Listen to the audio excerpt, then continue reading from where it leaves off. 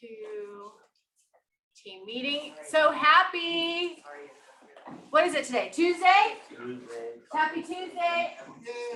So, look at the massive group we have today. So you can tell it's summertime, right?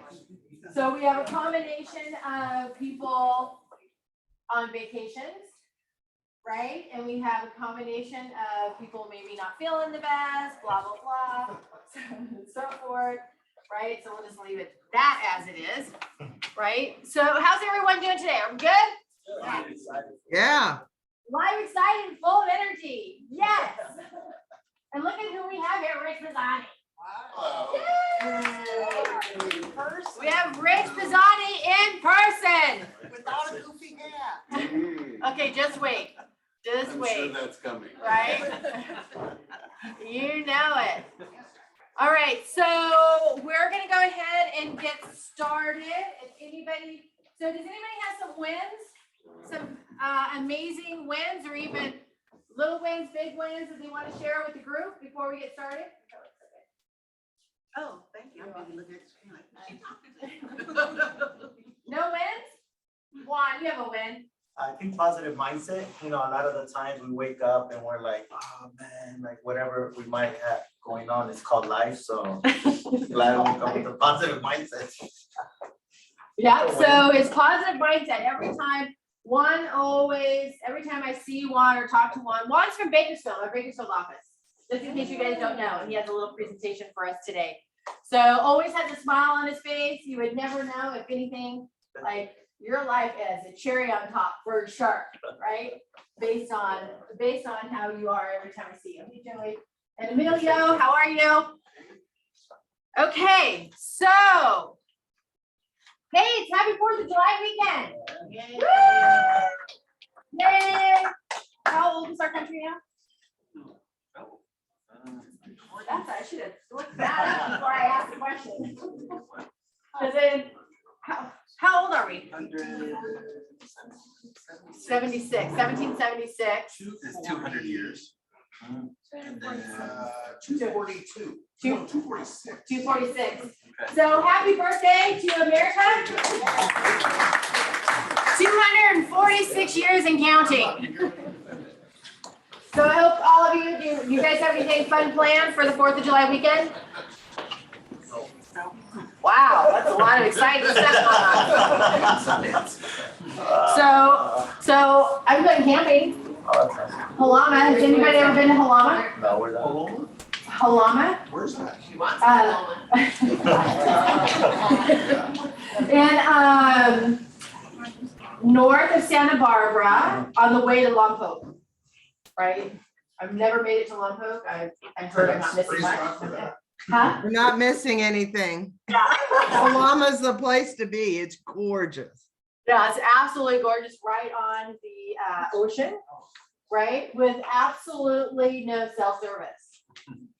Like it doesn't even register anything there. You can't like go anywhere and find it. So that's what I'm doing.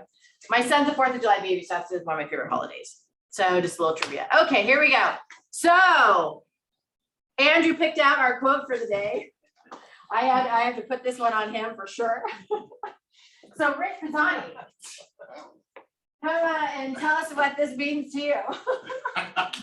A real patriot is the fellow who gets a parking ticket and rejoices that the system works. Well, as a rule follower, I would say that anytime the system works, you're happy about it. That we all have to abide by the rules, and I'm happy for that. So there you go. There you go. So it's perfect that you are here. Not in theory, Roger Horn. We all by the rules. What do you mean? There's no... What you're insinuating is that not everybody abides by the rules. That's a different story. Yes. Or not Okay. Yeah. Okay. I'll get that. And so I was at an event. Juan and I were both. Did we rejoice getting that parking ticket? Yeah. You did? No. Did somebody get a parking ticket? Is that why this is all up there? No, I don't know how he came about this. I don't know. Yeah. But he was looking for something 4th of July-ish, so it was perfect. So yeah, we had an event at Paul's house and we parked and got a $74 parking ticket. It's just like, okay, great. So yes, so the system does work. Okay, clear mark. Haley, how are you? Good, how are you? Good, good. So hi, everyone. My name is Haley Macias. I'm with Clearmont Title, and I'm one of the team leads on the Forward Living Title team, along with my colleague Laura Lynn, who unfortunately wasn't able to be here this morning with us. But I just wanted to say hi to those of you who haven't met yet, and let you guys know that we're going to be on the schedule teaching some classes in July, and we'd love to see you guys there. So we have some really great stuff to show you guys, and our contact information is up on the screen. If you guys have any questions or anything at all, please do not hesitate to reach out to us. Thank you. Awesome. Thanks, Haley. Yeah, so they're going to be doing some classes on social media, which will be pretty spectacular because we always are looking for tips, tricks, and all hacks and all that kind of stuff for social media because it's one of those necessary evils. Can I say that? Like Well, sometimes I mean, you really can't do business nowadays without. Yeah. having business. Yeah, there's sometimes where it's just like, really? I have to go look at all this stuff right now. But it is something that we have to do and all embrace it, right? All embrace it.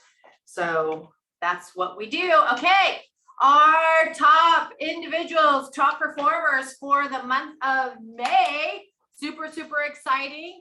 Our top sales volume, David Shamash, Raul, Team Rob, Nikki, Lior, Jordan, Steve, Denise Marks Group, Jeff Lendo, Doug Pitts. And then remember, congratulations. 2 million volume and up to be able to get that. And for top units closed, it's a minimum of 3 closed units for the month and up. So for top units, David Shamash, Lior, Jeff Lendo, Omid, and Team Selleck. Woohoo! Then we have highest sales price, Joe, Michael Couchette, our commercial team, Hirsch and Jared. Joe had was $24.99, I think it was basically $25 million shopping center. You know the Smart and Final on Ventura Boulevard? That is the one that he sold.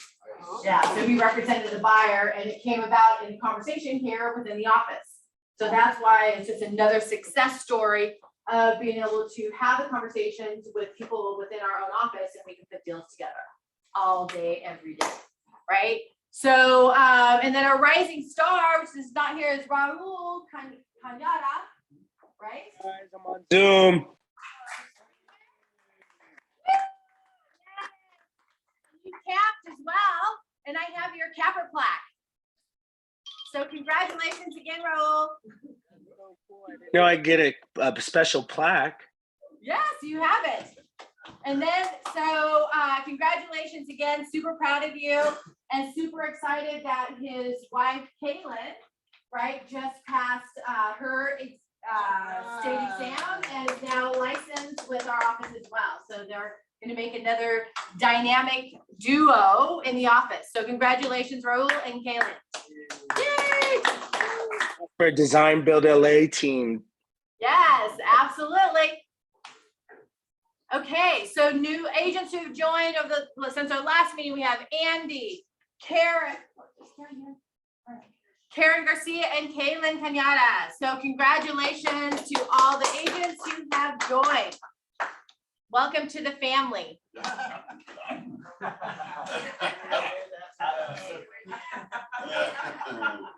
I thought Andrew said this was not happening. Oh, it was a total accident. Really. Oh, It yeah, just it happened. just slipped on my face. I'm Good good. right here. I'm good. Okay.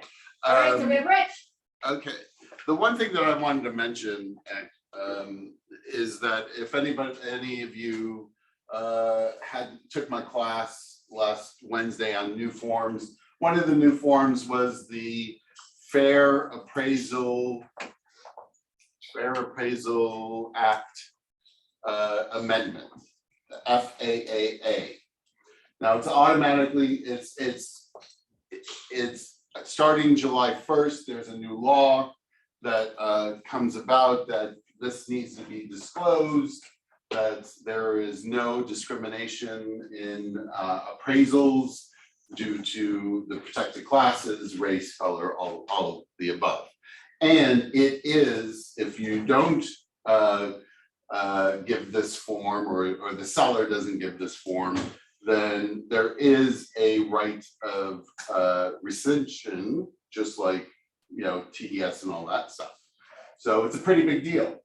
But this starts July 1st, but the form is starting to be bundled with purchase agreements starting now. I was on a call with brokers last Friday with CAR, and CAR Legal is if you have an escrow that is going to go past July 1st, that means it won't close until after July 1st, you should present this form. And it's available in zip forms FAAA. So, and all it is a disclosure form about fair appraisals. The appraisers can't discriminate. So start doing that. That was it. That's it? Okay, so stay there. Okay. All right, so who just said Rich? I said President Rich. Oh, President Rich. Oh. Okay, so you know we get Rich once a month, once every other month. So really want to be able to have the opportunity, if you guys have any questions, any scenarios, anything, I want to open this up to, you know, in Zoom land, right? And here, any questions for Rich about anything? Okay. I got a weird one. Sure. Okay, so you know that section of the RPA that says, it lists all the things that you check mark whether they're included or not, like the Right. fridge and all Right. that kind of stuff. I had one of our investors come back and say that we needed an addendum to show that there was no value to any of those items, which I thought was rather ridiculous. But we just got the addendum. But I was just wondering, is there any discussion about putting anything, making any sort of amendment to that to just clarify? No, because it's included, you know, this is what's included in the sale. So it is, the value is in the purchase price. But I've had that happen. I know that some of the lenders are doing it. Something like that, if it's personal property, then Right. it could be expedited. I get like that. Yeah, I get it why it is, but there's no, The fridge is a little over the top, but. I mean, fridge is personal property. You can take it Well, with that's you, what you know. You know, a mirror, the bathroom mirror, which is automatically checked now, is Yeah. personal property. There's value to But that. if there was also these items have X dollar value and then you put 0, then that would solve the problem, but. Yeah. No. As far as I know, CAR is not. Yeah, it's usually just a lender requirement, because they want to know there's no additional money being exchanged Right. that they don't know about. They just want that to cover the exchange. Nothing else. I will say, you mentioned social media, you know, be careful on your social media posts, you know, when people are looking at social media posts. Yes. So, yeah. So I have a question. Are you seeing any kind of trend with contracts, or people trying to get out of the contract? People or- are trying to get out of them, absolutely. Buyer's remorse, there is more and more buyer's remorse up and down the state. You know, buyers for whatever reason, you know, the market's changed. Now I suddenly am paying too much. I'm in the middle of escrow, and you know, when I started, I removed all my contingencies. So, you know, that's why you're removing all your contingencies.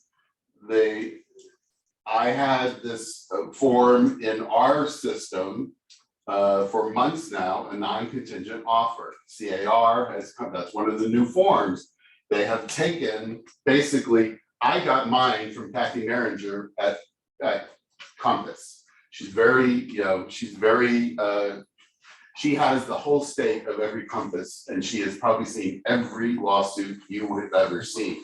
She's the smartest woman I have ever met, and I bow down to her, because to handle every single compass in the state, and all the risk management that she has seen, she comes up with these forms, and she's willing to share it with other brokers. So I grabbed onto it, and other brokers have grabbed onto it.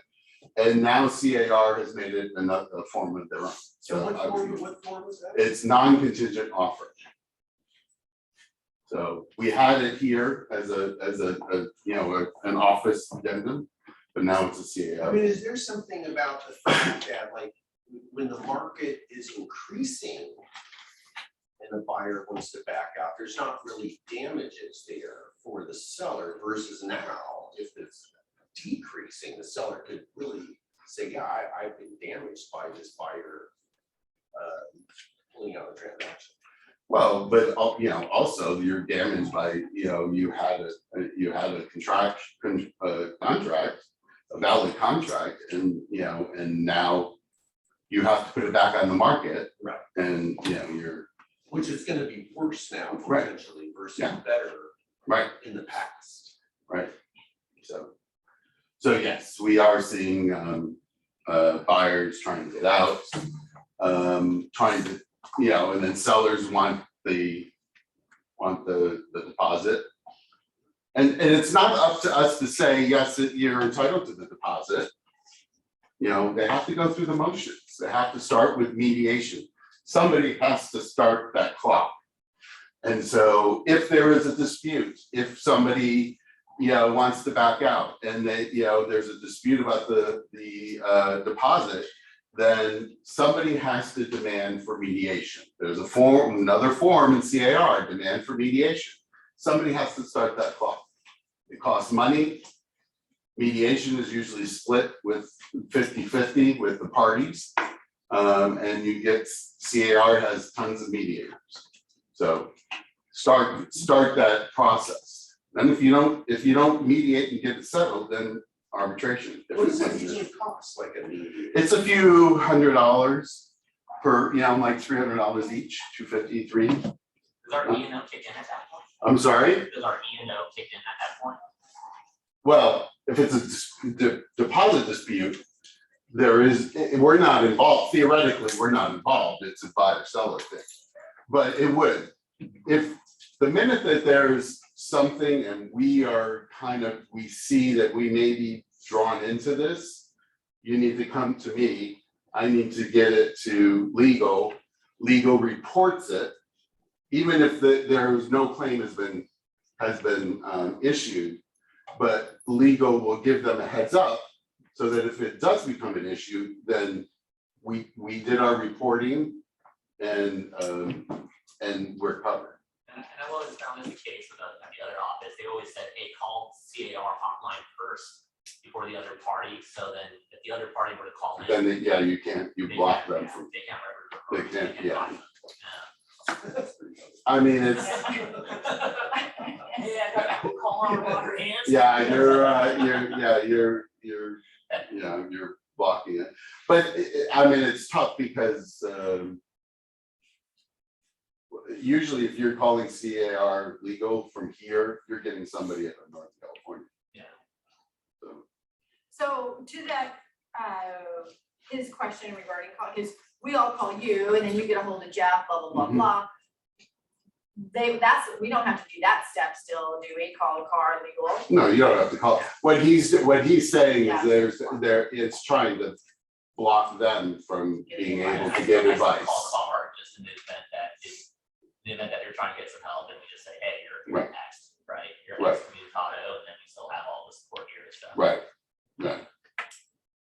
So is there anything, like, we have a couple instances, right, where, can you see if anybody on chat has questions? Yeah. You know, a couple instances where, you know, the buyer has removed all contingencies, they usually cancel the contract because it's the buyer's remorse, et cetera. Is there anything other than the non-contingent offer disclosure, whatever that you said? Is there anything that they can do to help? There's nothing really they can do, is there? we just have to No. deal with whatever the Right. buyers. You know, just advise them to seek the advice of their own legal counsel. Our legal counsel cannot counsel your client. I mean, everybody, you know, comes to me and says, what, my client needs advice about this, and I keep saying, tell them to get their own, because our attorneys represent us. They cannot advise them because there is a conflict should we be brought into it. So, so I know nobody likes that answer from me, but that's the answer. Okay. Yeah, and then just always, remember, always take notes, right? Always, if you have a phone conversation, follow it up with an email or a text that says, you know, pursuant to our conversation, blah, blah, blah, blah. Because you always want to CYA, right? And then also make sure that we don't make any claims that we may not, even if you're aware and you're almost 100% Right. certain, Right. don't do it. And I'll throw out there that I have a few real estate attorneys in my network, so if you guys are ever in need, I'm happy to do a referral. Yeah. Okay. Awesome. Anything else? That's it. Woo! All right. All right, Pisani. Thank you. Okay, what? Oh, here you All right, what do we have next? Okay, Juan from Bakersfield. He has some exciting stuff, so I'll let you do your thing.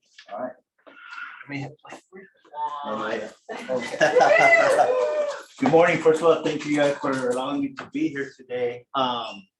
So everybody talks about we'll give you some background. So it's 3 of us in our team, and we actually have an agent that's gonna be joining us from KW Puerto Vallarta. So everybody talks about the American dream, right? So I'm gonna talk about the Mexican dream. All right. All right.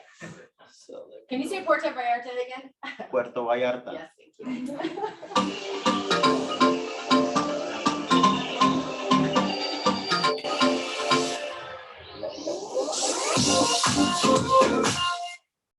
I'm so sorry.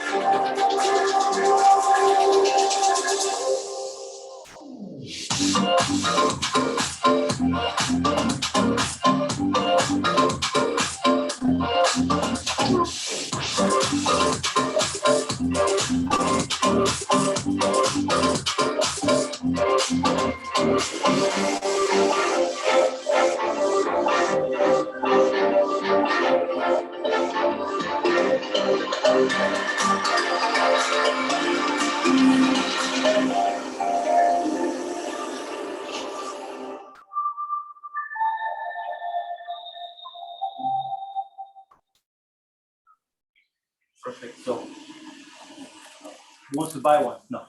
So I wanted to give you a quick background. People ask me, hey, what are you doing in Mexico? So I got the opportunity to be at, when I first joined Keller Williams at KW Family Reunion in Mexico.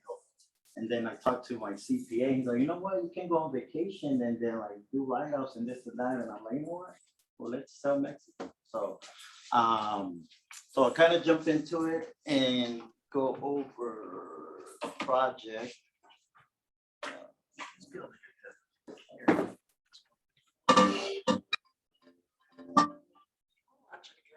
Who's been here to Puerto Vallarta? Okay.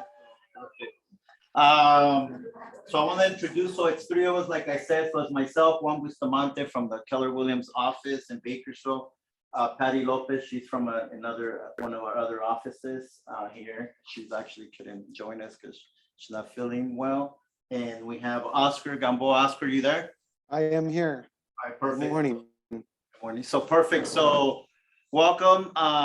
We have this project Blue Horizons. So Blue Horizons is just south of Los Arcos. So you see those rocks that are in Puerto Vallarta. It's just south of there. This is where your heart meets nature. So obviously you guys been out there and for some shape, way, or form, you have decided to go there versus somewhere else in Mexico.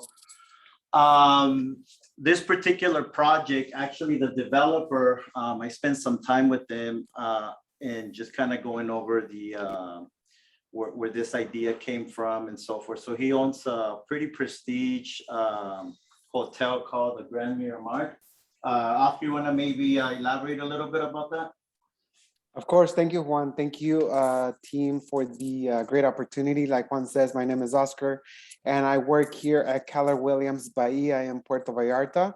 I grew up in Las Vegas and been in Puerto Vallarta for the last 2 years.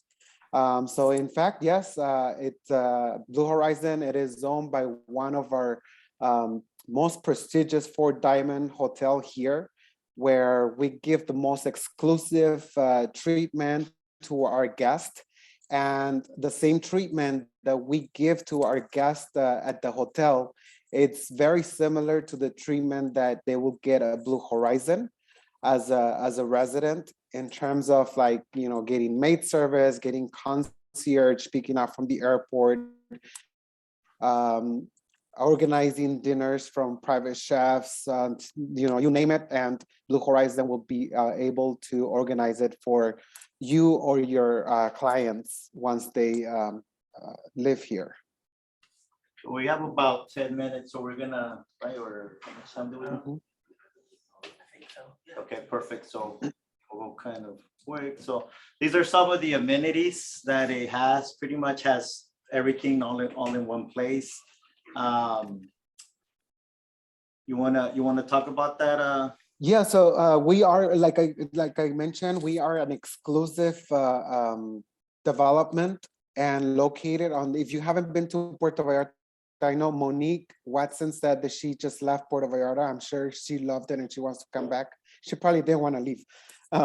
So we are located in the South Bay of Puerto Vallarta, where, you know, that area particularly is up and coming. And part of the amenities that includes, it's areas where you can experience both the jungle and also the ocean.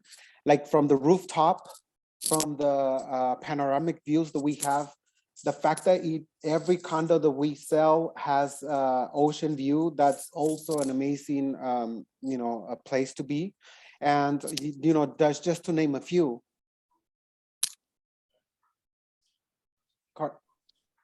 Juan, can you go to the other one? Yeah. Mm-hmm. So these are some of the renderings of what it looks like. The project is pretty much 95% done. It is close to being completed. We delivered the first unit at the end of May. There was a couple of more units delivered last week, and plans to keep delivering in the next few weeks. Majority of the units that were delivered or are about to be delivered are for Americans and Canadians. So these are some of the layouts. So there's a couple still brochures up here. So I have a QR code, so you can actually scan the QR code, and then it'll give you the virtual preview of the layout. So we have the 1 bedrooms, 1 1s, 2 2s.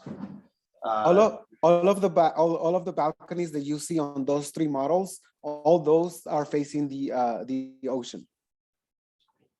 Oh, and there's a penthouse there. So 1 penthouse. The penthouse is, what's the square footage on the penthouse? The penthouse is 7,800 square foot. Okay. And it's just right under 5 million? That's it. Only $5 million.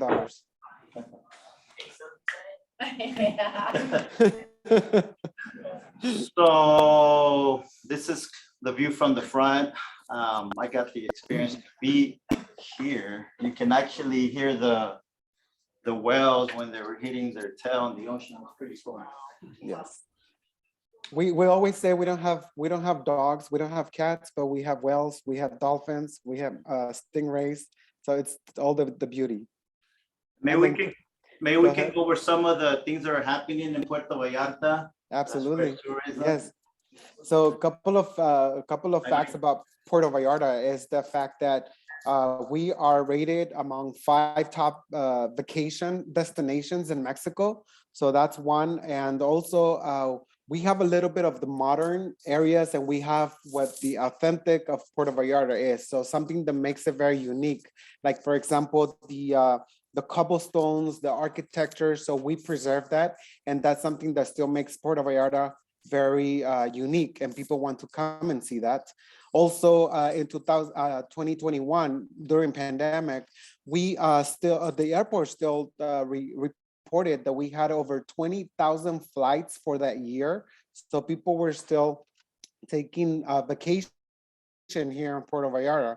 Not to mention that, you know, in the next couple of years, new nonstop flights have been announced from other parts of the US as well, from Canada and including Europe. So that's gonna bring more traffic to tourism to Puerto Vallarta. So it will be a great time to take opportunity and invest. And last but not least, we like to renew and preserve what we have, such as, you know, upgrading structures or upgrading streets. So that's something that here in Puerto Vallarta continues to happen. Now, if you have a client that is looking to invest or purchase property here in Mexico, it is very simple. You do not have to have a residence, permanent residency to buy property here in Mexico.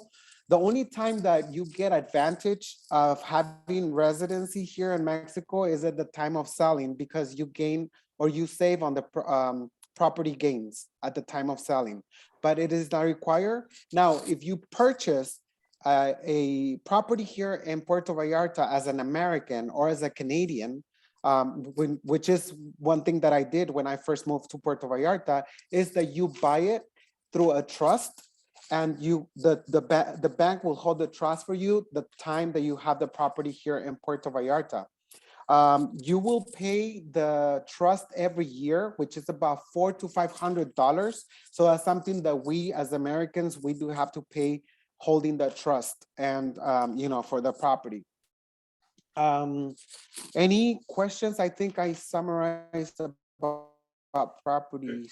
There is a, so if you have clients, you know, there's people are retiring, investing out there, and we have a 2% co-op fee. So right. We're also, Mexico is also known for having the low tax, property tax, yearly property tax. I'll give you an example. For a $500, $500,000 property, the tax will be only anywhere from $300 to $500 a year. So that's it. Yes.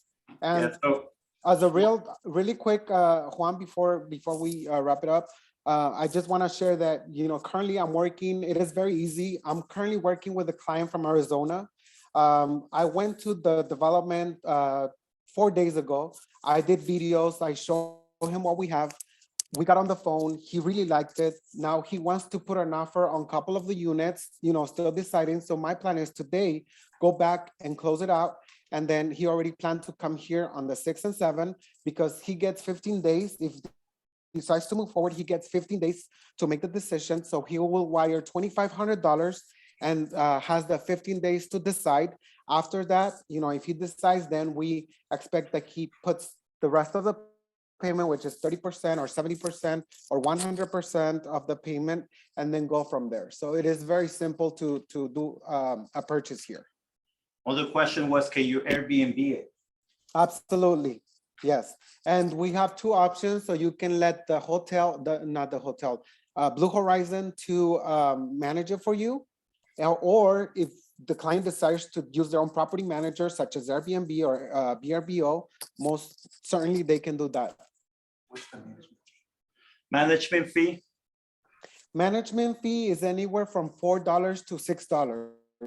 And when I say $6, I always say this: when you get the $6, this will give, you know, remove all the headaches from you, because it includes everything from electricity, water, internet, cable, maintenance, insurance for the building, insurance for inside your unit. So that basically covers everything for you.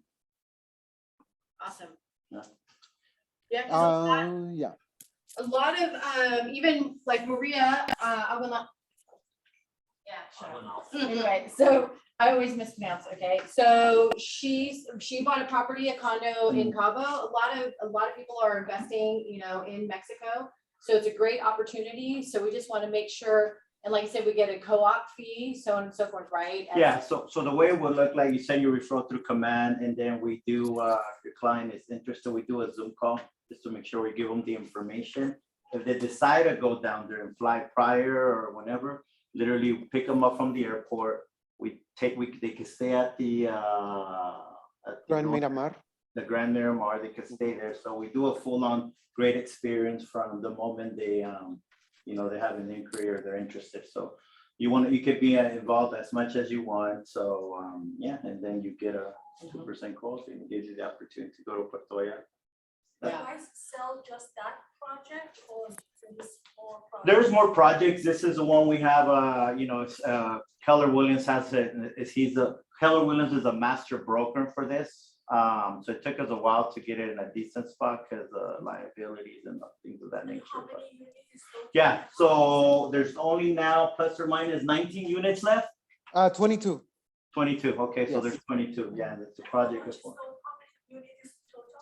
The total is 40 units, 37. 37, Yes, 37 units only. so. Yeah, we went on the market. We went on the market in December of last year. So Yeah. we wanted to make sure that we were at least like 75% complete in order to do to come up on the market. So we didn't do any of the pre-sales like most of the developments here in Puerto Vallarta do. What's the cost of HOA? HOA $6 per square meter. And how much is it? You have a brochure to pass it? Yeah, so we have some extras here. So if you didn't get one, I'll go over there and get you one. Someone mentioned about if we only are selling this one, but if you have a client that is looking for, like, you know, Juan mentioned that we do this through a referral program. So most certainly, if somebody's interested in something else, we'll be more than happy to assist them as well. So Oscar would be like the foots on the ground for your client, and I mean, he lives out there, so now you have a contact in Puerto Vallarta.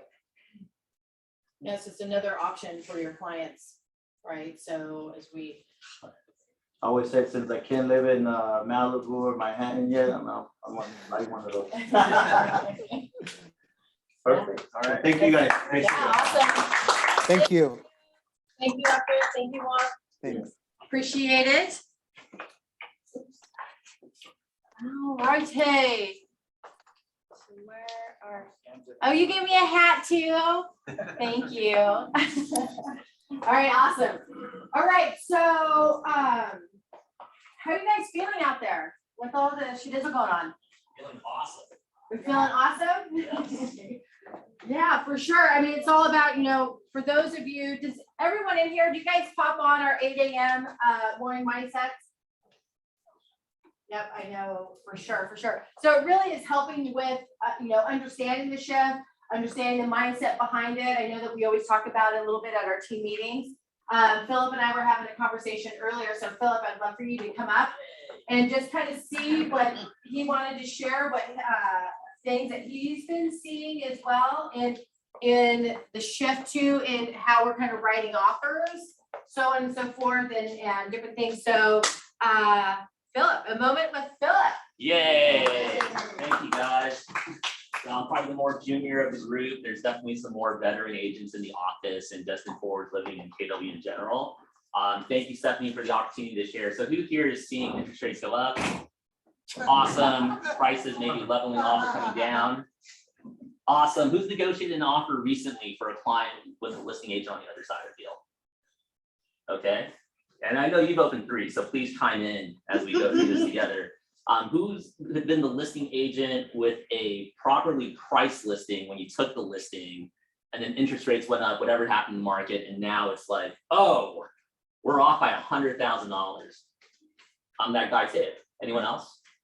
Awesome. Okay, so I'm gonna share some conversations with you guys. This is straight from Ben and Jamie. Percentage on rent. What's the rate of return? What's the cost of renting is 100%, right? You know, the more you rent, the more you're in the hole.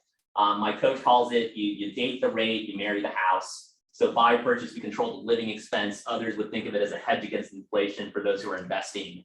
I think of it like where we live in Canoga Park, our neighbors literally right behind us, same house, 5 bedrooms, 3 bathrooms, rent that house for $6,000 a month. We're all in PITI with a decent 4-something rate at 4,000, right? So you kind of look and see that renting, did someone just yell, like in pain? Oh, okay. Awesome. No, but my point is that buying still beats renting, right?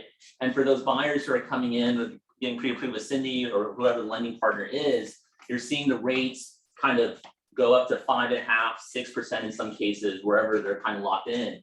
This is the biggest time to go back to those pain points for that buyer, right? Being able to find out, hey, what is the goal for buying, right? What is it because we're renting right now, or our rent's about to triple because we're going to go renting from mom's house to renting in the open market. And if we're going to rent an apartment for $4,000, yeah, it kind of does make sense to pull that money from the 401k, maybe get a gift from mom and dad, and still make that purchase even though rates are at whatever they're at, right? Now, here's some tips on that. So let's say they get their pre-approval from Cindy. Now, all of a sudden, their pre-approval is $450,000 with a $400 HOA. Ooh, go to MLS, I'm looking at $450, and we're like, oh, there's nothing there, right? Or there's a couple items there. This is where you start expanding the search a little bit. Go up 100,000 to 550. Send them all to your clients. You know, when you're doing the buyer consult, I'm going to take for granted that you're asking them what are your 5 must-haves and what are your 5 avoids, right? So if a must-have is an attached garage, you can easily search that filter. If it's having a pool inside the condo, and I'm using condo as an example, it could be single-family house or whatever it is. You get the top 5 must-have, top 5 must-avoid, and then you can whittle down that list where you're still sending them a top 10, top 15, even though they're outside of that pre-approval bubble, right? Now, as they go through harding the property, if you're using MLS or whatever app you're using for them to pick and choose their properties, and they pick a few that are like way above their qualifying number, call the agent, say, hey, Philip, I noticed that your property's been on market now a couple weeks. You know, how are the showings been? Oh, terrible, or whatever I say. Oh, they've been awesome. Really? 3 weeks? I don't know. So now I'm gonna let them know, hey, my client can come in as best they can at 450,000, be as transparent with you as much as possible. Is that something your client would even be open to? Now, there were some a-holes early on who said, no, don't even try. And we still showed the house at the open house, and our 450 offer was the #1 offer they had. So they came back to us and said, well, you know, I mean, let's work out a deal, right? Is kind of the sense of it. And that tells you a lot about where the market's at, the listing agents communicating with us and all that fun stuff. So my point is search outside the box a little bit, go up 100,000, figure out where that number lies. And the coolest agents will tell you, hey, you know what, just submit it. You know, I don't know how low my clients will go, but if it's a match, you know, submit your best offer and we'll see what we can do.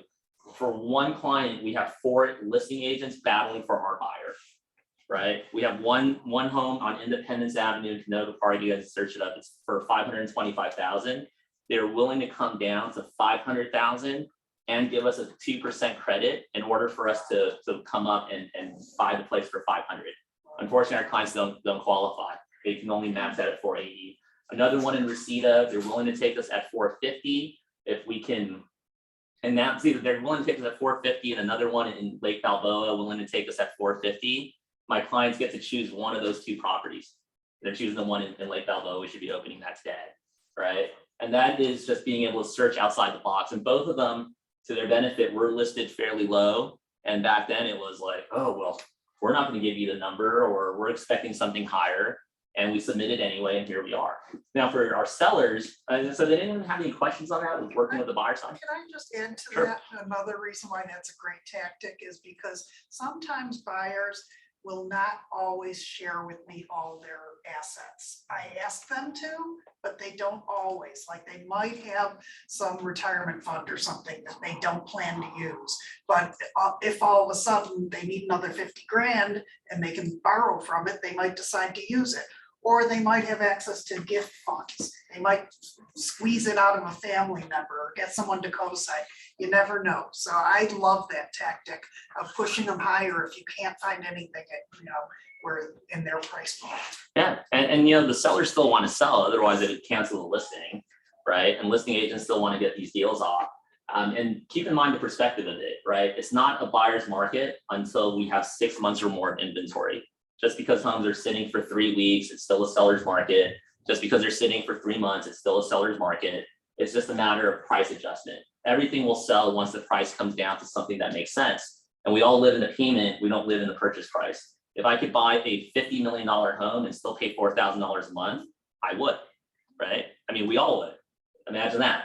So if there was an opportunity to do that, we would make that move. So it's all framing perspective. The ones who really feel like they're losing out are the ones who qualified way back when, and they just kept delaying, that when they got to 2.2% with Cindy, and now it's 6.5, they're like, well, damn it, I missed out on that. Well, because you took too long, right? And that's a shame. You got to kind of reset the perspective. The same way as you're teaching us about goal setting for the third quarter, the rest of the year into next year.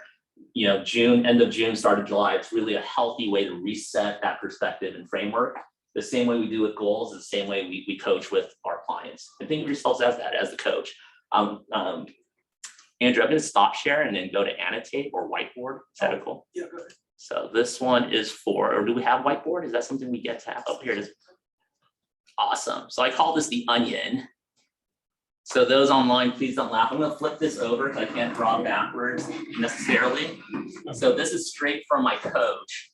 And I shared this on Thursday. So some people say, oh, I know that already, Philip, but it's cool because we're going to practice and I get to do this again.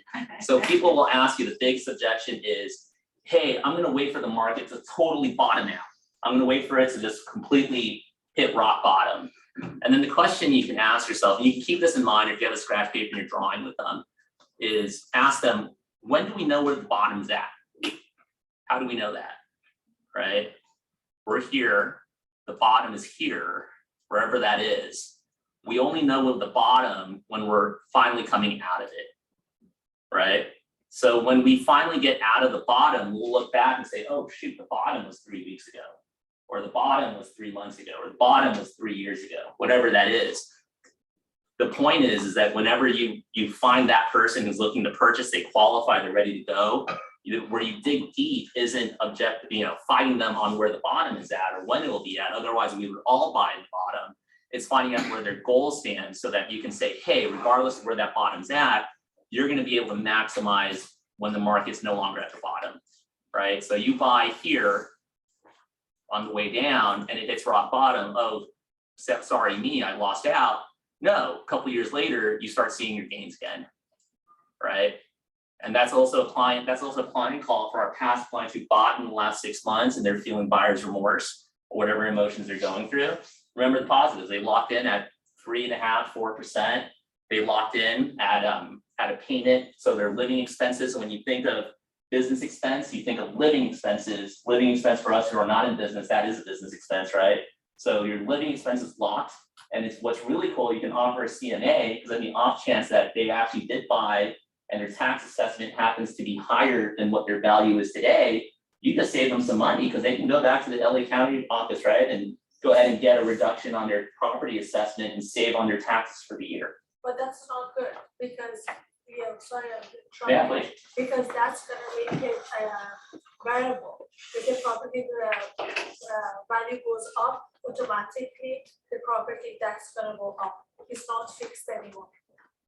No, I'm saying if your value goes below your assessment, you would pay lower. If the future property values goes up, the LA County automatically will adjust the price with their adjusted tax with their price. No, So gonna be like a variable, that's gonna be like a variable Right. rate.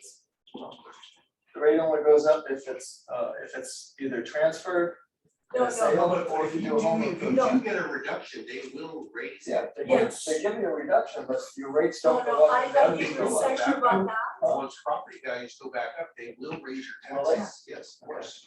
Gonna be like a Still better variable to save what you rate. can.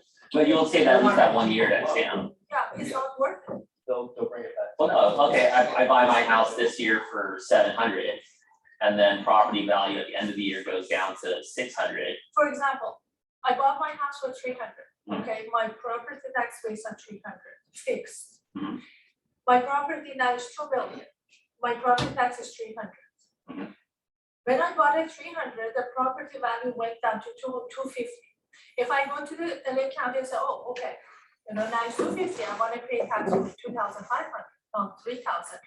Now I should have paid 20,000 a year, because once you request for adjusting the property tax, they will convert to variable property tax. Oh, that works. Fixed anymore. I didn't know Yeah. that. That's, so it Thank you. doesn't seep in at your Exactly. original amount, it Yeah. doesn't stick there, And, that's. and Wow. county loves that. Yeah. So wait, But that's only because you triggered it, is that right? Yeah. Yes. We'll talk about the clients that bought just this year. Yeah. If they touch it, it's gonna be variable. Oh, but what about the clients who just bought this year? Cause like our clients who bought 4 years ago, property price coming down 10% doesn't affect them. Doesn't matter when they bought it, anytime you touch it and you ask for reduction, that's gonna turn to variable, it's not fixed anymore. So every year it just triggers back up. Every time the property value They goes up, reassess. they. Wow. They do assess it every year anyway. If Yeah. you look at your property tax bill, you'll see the assessment. You're Right. just not paying on that because of Prop 13. Right. Hey, guys, totally scratch that last part. Thank you. Talk about failing forward, But I but think the lesson there was don't trigger it. don't trigger it, right? And keep in mind, wherever the bottom's at, always know that we know where the bottom's at once we're coming out of it. Yeah. Right? One more Just like the example. shift, right, when now that, we see and the thing, it's like, oh, okay, now notifying our sellers, the shift happened really truly, maybe 3 months ago or 2 months, because of the graph going the other way. Oh, yeah, totally.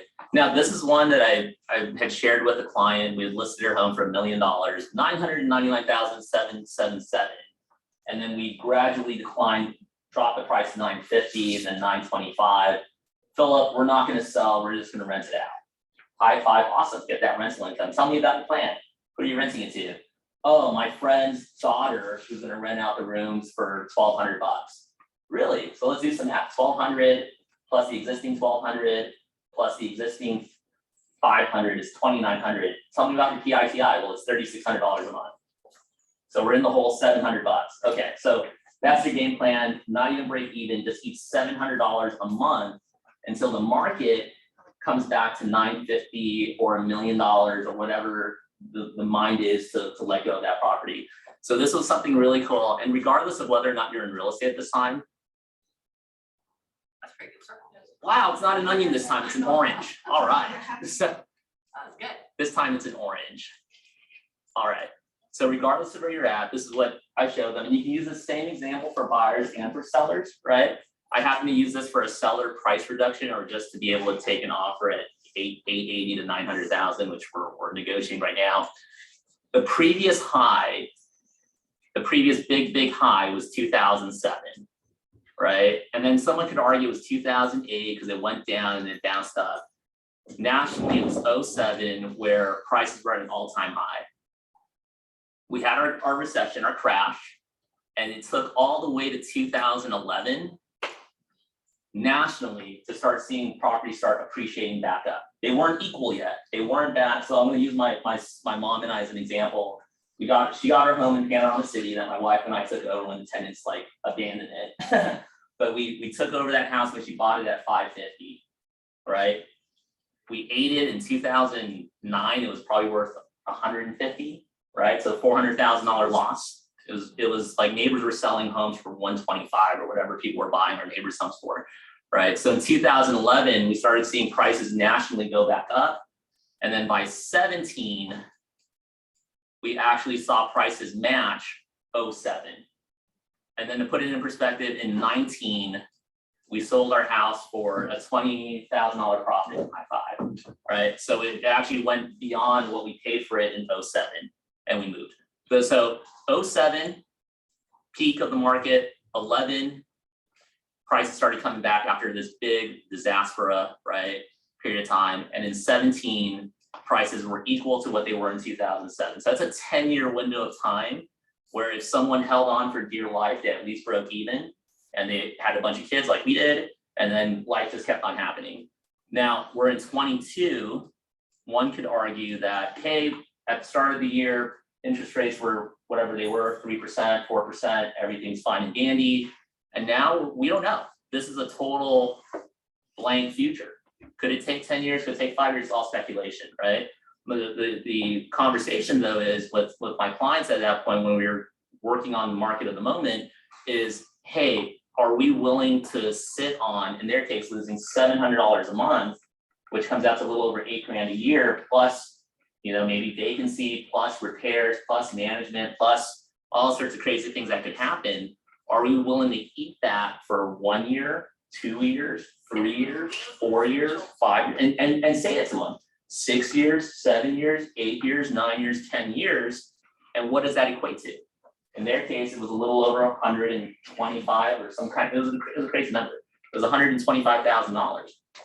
So the question is, do we want to get out right this moment now, market the moment, and now go to their pleasure points, so we're there in the pain of, oh my God, that's $150,000 of additional money coming out. Maybe they get a write-off, they can talk to their accountant, but that's more money out of pocket. Or do we take what's in hand now, and this, I'm just drawing 900K because this is what they got, which equated to $250,000 net tax. I won't say tax-free, but essentially they're not going to pay a capital gain on that, or from what their tax assessors or tax advisors telling them, not me. And then taking that 250 and now applying it to another property, right? And so they said, since when you put it that way, yeah, we don't want to deal with this. We're not property managers. We work Metro, we work the hospital. Philip, get us out of it. Awesome. 900K. Same conversation we had with our Sun Valley listing. We took it at 900. God bless her. Early in the year, would have sold for 950. We listed at 9. The buyer backed out at 900,000 with his agent. Said no, we can't do it. Let's try 875. No, won't do it. Okay, great. We have a buyer at 850. Our own buyer will buy it at 850,000. Appraisal protected, loan protected, inspection protected. He'll probably walk away with a $25,000 reduction once it's all said and done. Another one we have a coming soon. We updated them on Zoom or on a phone call really about the market. They're not necessarily visual. They kind of ran with me on a sheet of paper. They said I told them to grab. And we went through the same scenario. Silmar should have sold for 950 at the start of the year. We had their expectations for 850, right? So already being aggressive with the coming soon on our pipeline, the active listings on our pipeline, the buyers who are in the market. And for those buyers who are under contract, again, go back to those pain points and go back to those pleasure points. Take them through the worst case scenario. Hey, market tanks even more, we have a protection for that. Talk to Rich, but on there on that first page of the RPA, Rich, the first page of the RPA, there's actually an interest rate not to exceed. And in the prior market, listing agents would always punch us in the face and say, oh no, we're delete that. I don't even know if that was even legal, but they would say delete that item, that interest rate not to exceed a certain point. That's like the ultimate protection for our clients in this market, where you can say, hey, rate not to exceed 6.8%, right? Or 7%. So if in case that the Fed does jump it up another half point or quarter point or whatever that does to affect their loan, they can still bail on the 28th day. I mean, I don't advise that necessarily. We want to keep deals together, but if the client really is like, holy crap, Philip, I've got $50,000 into this thing, and that point, I can't afford this anymore. You got to remember, we still got to make sure we got their back. So those are some little things that hopefully add up to you guys to all of us getting more clients, taking more market share, saving deals, and especially those of us who are going to be hitting expires pretty soon. This conversation will likely get you that listing. That'll be the tipping point between all the other folks who are out there. Oh, look at my pretty marketing, look at my drone, and look at this and that.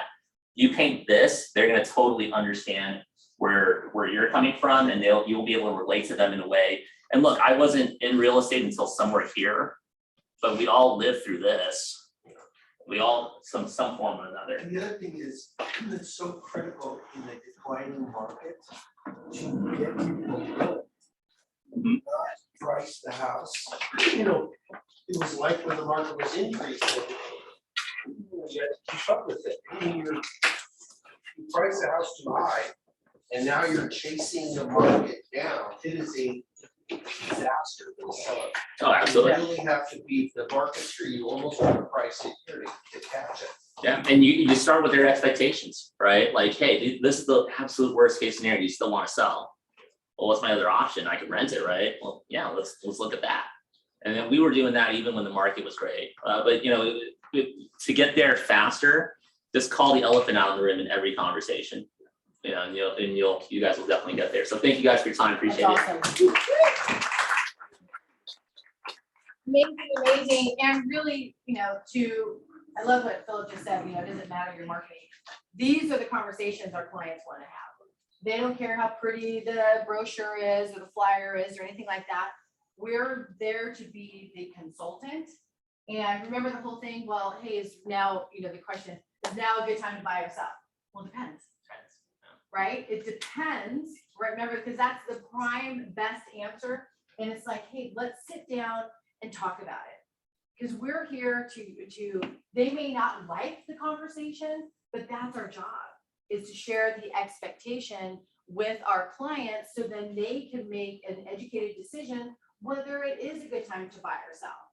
And at the end of the day, some of the people are, you know, that comes back to being curious and asking all the questions, right? Because no matter what motivation, if the motivation is true, they will buy and or sell, right? They will buy and or sell if the motivation is there, and then they have the true expectations and understand what's happening, because we are the ones that are looking at it all the time, and we're there to share, and we're there to control the narrative versus the news, right? And the media, blah, blah, blah. And we only know what their situation happens to be. So that was spot on and amazing, Philip. Thank you so much. Okay, how do I get this?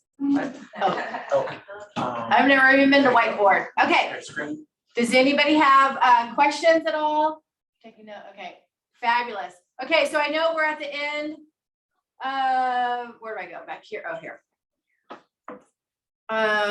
So let's just power through a couple things. Oh, I have my graphs. Okay. So yeah, so here real quick, and remember, I always do just Calabasas, Hidden Hills, West Hills, Woodland Hills in this particular stuff. So look at and it's through the end of May. Wow, we still, again, to Philip's point, we're still in the seller's market. Look at, we have does that say 1.3? Right, 1.3, I can't believe we had one last, but right, 1.3 months of inventory. So if we didn't have one more listing come on, all the homes that are on the market right now would be gone in 1.3 months. So still crazy, right? And then this is the graph too of what's for sale, what's sold, and what's pending, right? So you can see, you know, we're still low, right? But we're 206, right? For sales in the designated areas that I had mentioned, right? We're down here to what, 161 or whatever that have sold in this particular month, and 170 that have pended, right? And then also, have you noticed, you know, we are going on vacations, right? Some people are like out, so there's that weird kind of summer mode. And then here, this is what has sold as far as price. On this particular one, I did take out Hidden Hills because it skews it, right, a little bit. So the for sale 2.3, let's see, average price. And then the sold is averaged down to 1.4. And what's this one? Average days on market versus sales price to original list price. So average days on market through the end of May was only 18 days. I mean, we're still, like I said, it's still a crazy market out there, and we're getting 103% sales price to list price. So I just want to share that real quick. Where are we? Okay. All right, bowl tomorrow. So those of you that are going to bowl, woohoo, have fun, yay. And then are we doing Ignite? Where are you? Yes. Friday, okay, awesome. And then the office is closing. Some people want to get a head start and beat the traffic. I don't know if 2 o'clock is still gonna allow you to beat the traffic for my staffers, sorry. But anyway, closing the office at 2. So if you have a check coming in or whatever, make sure that you're communicating with Alejandra so you can get your check. We have, please, we're gonna send out more information on this. We want to get as many people. James Shaw is here talking about the shift. So all of us will be going to to this over at the Marriott and Century Boulevard, 9 to 3. So please, please, please get this signed up. Bold will be done. Our last day of Bold's the 20th. Yeah, so thank you. And then Cindy, you can give your moment. She has her class at 11:30. Emilio and Salima, come up real quick and do your bowling. Woo-hoo, who bowls in here? Sign up for bowling. Yeah, sign up for bowling. There you go.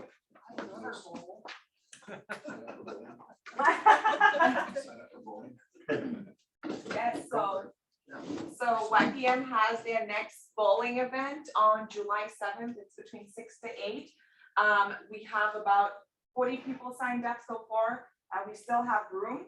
And Stephanie is amazing because it's $35 per person, but for the first 15 people who decide to sign up today, they can pay only $10 and be part of this and play against me because I mean I'm a challenge to win against. That's right. I'm like, you're But yes, it'll be fun. It'll be a great way to connect, right, with other agents. And obviously we know that part of, connecting and networking with other agents is to, when we do have on the buyer side or on this listing side, when we connect with the agent, that gives us leverage and that does help out getting our offers accepted, right? So why not? And it'll be fun. So yeah, let's go ahead and sign up. Anything else, Amelia? The sheet's going around here, so make sure you sign up and leave your $10 with Tammy. And Rich is coming down specifically for our bowling night, right? This is our air. Yeah. Oh, nice. Okay, put Rich on the list. Oh, put me on the list too. Okay. I should put Brittany. So thank you so much. What? You think what? I think I'm covered as president. Oh, okay. Well, you should be. You should be. Okay, real quick, we're having a family picnic, remember, on Saturday, July 16th. Oh, and then we're gonna be sending out a list. So like I'll bring cornhole, people have games and different things that they want to bring. We'll have water balloons for the kids or maybe even the adults, right? Yeah, the slip and slide. Oops, there goes the pin. So fun. Okay, and then so excited to see everybody there. I know we don't have time to do this, I have to get on the call. Mega Camp, make sure you get your registration in for Mega Camp. We're gonna have a ton of fun. I have the desire, if we want to all be on the same flights, I have the as long as it doesn't get canceled. Is it Delta Airlines? I think it's Delta, right? That I have where we can try to go together. That's only 30 seconds.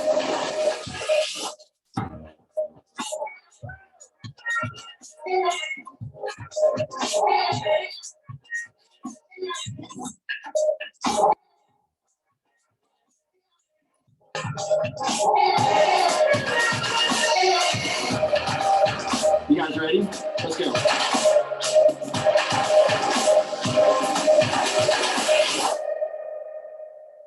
Yeah, so it would be, would love to see you all there because it's just a great experience and stuff with everything that's happening right now too, getting firsthand information and from top agents and Gary Keller. It's well worth your while.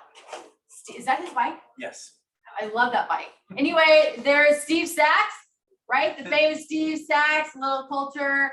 We had a lot of fun at our happy hour on Friday. And then we had a fun, I'm so proud of Chiquita. I know. So that was so awesome. So even though it was bloody hot, it was good. So thank you, Cindy and Chiquita. And then bold. And congratulations. Where is Louise? I'm gonna kick her ass.